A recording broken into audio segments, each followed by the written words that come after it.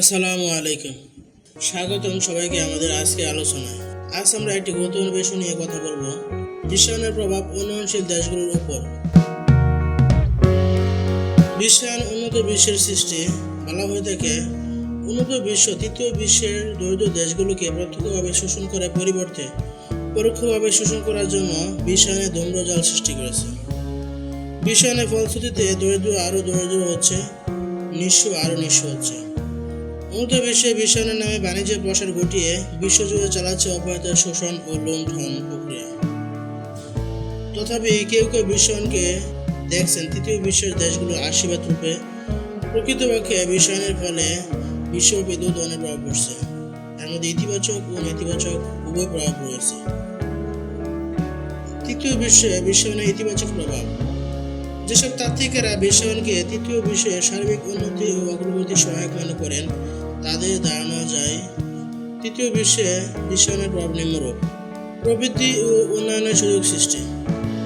তৃতীয় বিশ্বের অধিকাংশ দেশ তাদের কাঙ্ক্ষিত প্রবৃদ্ধি অর্জনে ব্যর্থ হওয়ায় উন্নয়ন ঘটাতে পারছে না, কিন্তু বিশ্বায়নের বদৌলতে তৃতীয় বিশ্বের দেশগুলোতে প্রবৃদ্ধির ক্ষেত্রে কাঙ্ক্ষিত লক্ষ্যমাত্রা অর্জিত হচ্ছে। এর ফলে উন্নয়নের বহুমুখী সুযোগ সৃষ্টি হচ্ছে। উদাহরণ হিসাবে বাংলাদেশের কথা উল্লেখ করা যেতে পারে। রেমিটেন্স বৃদ্ধি। বিশ্বায়ন বিশ্বব্যাপী বিভিন্ন দেশ, জাতি ও অঞ্চলের মধ্যে বহুমুখী সম্পর্কের নেটওয়ার্ক তৈরি করছে। এর ফলে বাংলাদেশ সহ তৃতীয় বিশ্বের জনসংখ্যা অধ্যুষিত দেশগুলো থেকে বিপুল পরিমাণ লোক উন্নত বিশ্বে বিভিন্ন কর্মসংস্থানে নিয়োজিত আছে।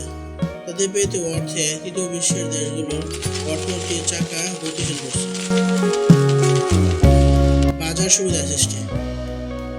বাংলাদেশ, ভারত, পাকিস্তান, ইন্দোনেশিয়া, ব্রাজিল সহ পৃথিবীর অধিকাংশ উন্নয়নশীল দেশ জনসংখ্যা স্ফীতির কারণে বিভিন্ন পণ্যের ব্যাপক চাহিদা রয়েছে। ফলে বিশ্বায়নের কারণে উন্নত বিশ্বের পণ্য যেমন উন্নত বিশ্বে অনুপ্রবেশ ঘটেছে, আবার পণ্যের গুণগত মান দিয়ে উন্নত বিশ্বের বাজার সুবিধা সৃষ্টি করেছে। এক্ষেত্রে বাংলাদেশে তৈরি পোশাকের কথা বলা যেতে পারে। নারী ক্ষমতায়ন।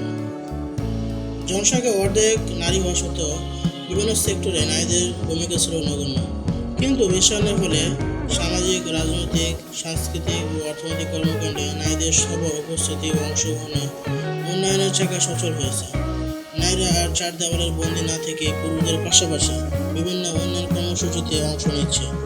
নারীরা আজ আর পুরুষের হাতে কিরণ নয়, তারা পারিবারিক কাঠামো থেকে শুরু করে সমাজ বিনিময়ে পুরুষের সমকক্ষতা অর্জনে সক্ষম হচ্ছে। শিল্পায়ন ও নগরায়ন। বিশ্বায়নের একটি ইতিবাচক দিক হলো তৃতীয় বিশ্বের দেশগুলোতে শিল্পের বিকাশ সাধিত হচ্ছে। তাছাড়া গ্রামের মানুষ অধিক হারে শহরে অভিগমন করে শহরের বিস্তৃতি ঘটাচ্ছে, ফলে নগরায়ন ত্বরান্বিত হচ্ছে। তৃতীয় বিশ্বে বিশ্বায়নের নেতিবাচক প্রভাব। অনেক তাত্ত্বিক বিশ্বায়নের ফলে কিছু নেতিবাচক প্রভাবের কথা উল্লেখ করেছে। এগুলো হলো নিম্নরূপ: দেশীয় শিল্পের ধ্বংস সাধন। বিশ্বায়নের ফলে পণ্যের অবাধ প্রতিযোগিতা বৃদ্ধি পেয়েছে। বিভিন্ন বহুজাতিক কোম্পানিগুলো এদেশে শিল্প বিকাশে কোটি কোটি ডলার বিনিয়োগ করেছে। তারা উন্নত যান্ত্রিক কলাকৌশল ব্যবহার করছে, ফলে তাদের সাথে প্রতিযোগিতায় টিকতে না পেরে দেশীয় শিল্প ধ্বংসের দ্বারপ্রান্তে উপনীত হয়েছে। উদাহরণ হিসাবে বাংলাদেশে তাঁত শিল্প ও মৃৎশিল্পের কথা উল্লেখ করা যেতে পারে। কৃষি অর্থনৈতিক বিকাশ স্রোত। তৃতীয় বিশ্বের দেশগুলোর অর্থনৈতিক মূল জ্বালানি শক্তি হলো কৃষি।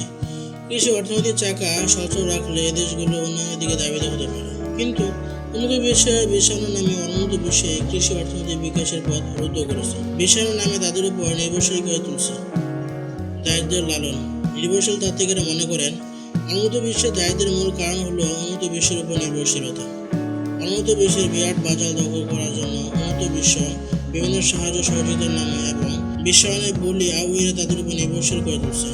এর ফলে তৃতীয় বিশ্বের দেশগুলো দায়িত্বকে কেবল লালনই করে যাচ্ছে, এর থেকে উত্তরণের কোনো কার্যকরী পন্থা গ্রহণ করতে পারেনি।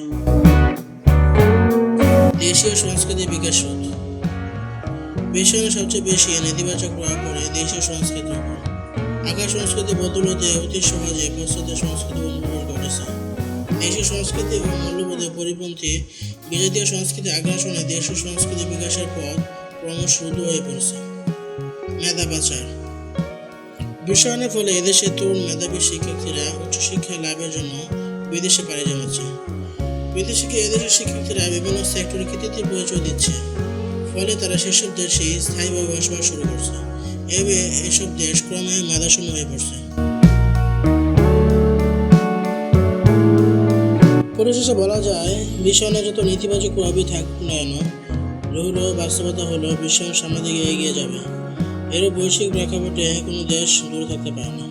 নতুন শতাব্দীর চ্যালেঞ্জ মোকাবিলায় আমাদের ততটাই আগানো উচিত, ততটা আমাদের দরিদ্র দূরীকরণ, কর্মসংস্থান সৃষ্টি ও অর্থনৈতিক পরিস্থিতির সাথে সংগতিপূর্ণ।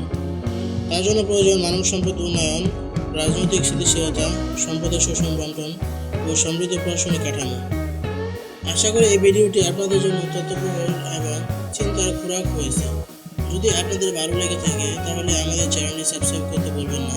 আমাদের সাথে থাকুন আরও গুরুত্বপূর্ণ বিষয়ের উপর আলোচনা করার জন্য। ধন্যবাদ।